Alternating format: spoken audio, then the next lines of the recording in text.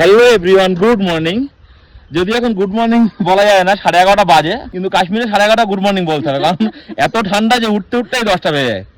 আর আমি আর ঈশানী আজকে বেরিয়েছি দুধপাথরি, পিছনে বোর্ড আছে ওয়েলকাম টু দুধপাথরি। আমরা যে জায়গায় দাঁড়িয়ে আছি এখান থেকে আর 10 কিলোমিটার হচ্ছে দুধপাথরি। শ্রীনগর থেকে টোটাল 45-50 কিলোমিটার মতো রাস্তা দুধপাথরি।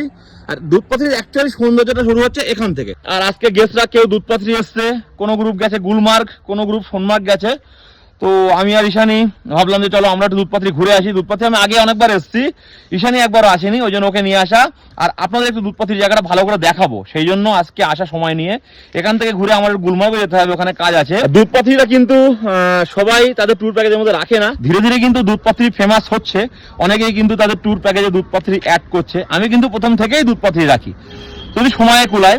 দুধপাথরি করতে গেলে মিনিমাম 6 days 7 nights প্রোগ্রাম রাখতে হয় জম্মু থেকে জম্মু, তাহলে কিন্তু দুধপাথরি তার মধ্যে ইনক্লুডিং করা যায়।